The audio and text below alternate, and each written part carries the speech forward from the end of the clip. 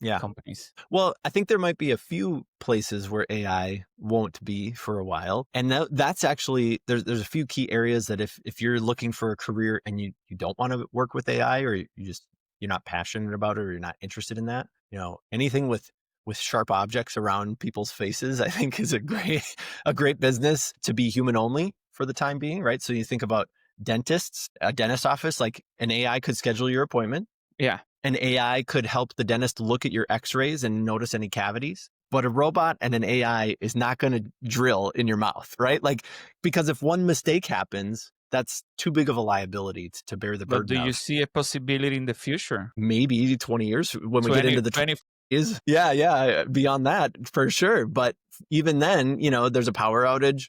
All of a sudden the drill goes in the wrong direction, or maybe we have a Cloudflare outage like we did last week when everything went down because the Yeah. server, cloud Yeah. servers went down, and all of a sudden the robot, stops drilling, and you've got a sharp object stuck in your head. Like, I think there's still going to be some very human things that need to be done by people for the Hmm. long run. And what'll be interesting, Michael, I think, is you'll see that as the job landscape shifts and people start losing white collar work or knowledge work, you'll see people gravitate towards physical labor. That's what I And that, was reading the other day. yeah. And Like the plumbers, physical, electricians, that type of physical labor that right. may last longer. Right. And the physical labor jobs with the lowest barriers to entry will be the ones that get suppressed first, right? Because Hmm. they'll have a buddy of mine does construction. He's like, every time there's a recession, there's 15 new landscaping companies that pop up because everybody can go buy a lawnmower and a leaf blower and just start mowing lawns and blowing leaves. Like, Right. pretty easy to do, right? If you're a electrician, you have to get certified, right? You have to get state certification.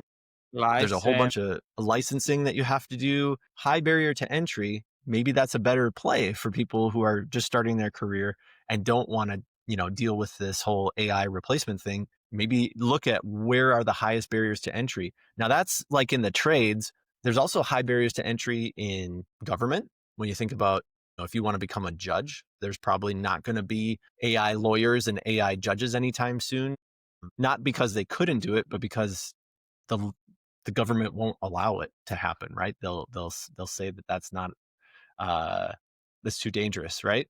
And then another area could be experiential jobs. When you think about this idea of, if you want to go rock climbing, are you going to go have an AI teach you how to climb the face of a mountain, or I don't or know. have a I will. robot guide? So Absolutely.